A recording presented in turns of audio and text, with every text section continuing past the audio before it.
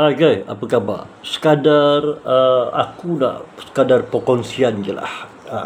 Aku nak cerita pasal chronic disease, sakit pembunuh senyap, sakit kronik yang kadang-kadang kita tak perasan sama ada benda tu dah ada pada kita ke belum. Guys, korang kena alert guys.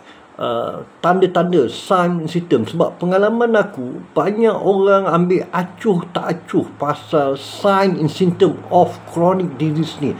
Tanda-tanda dia, contoh kalau dada tu mencucuk, chest pain 2-3 kali, orang anggap benda biasa je. Kalau back pain, and then kita ada shoulder pain, sakit daripada sini, dia menarik sampai ke sini, and then too fatigue, selera kita tiba-tiba kita jadi kepenatan melampau. Apa lagi, and then kalau kat kaki kita tu ada yang bawah kaki kita tu dan kat tumit tu dia ada swollen leg.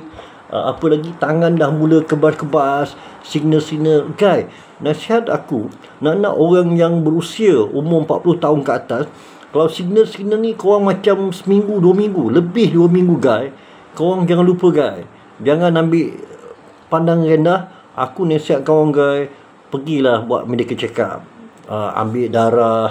Kalau dah kena chest pain tu, jangan lupa buat ECG, buat echocardiogram, buat pemeriksaan kesihatan. Kalau dulu kita acuh tak acuh pasal medical check up ni, medical screening, sekarang guys, bila usia dah meningkat, kalau ikut pada kemampuan, kena buat medical check up guys, detect. Sebab teori penyakit kronik ni peringkat awal boleh doktor-doktor boleh kontrol dengan macam-macam cara.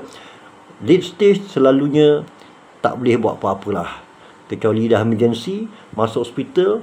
Worst come to worst, mesti melibatkan macam yelah hospital kan, kes-kes yang bertaraf E&E, accident emergency. Apa pun guys, kalau ada simptom, korang jangan pandang rendah, pergi buat medical check up guys. Okay, alright, bye.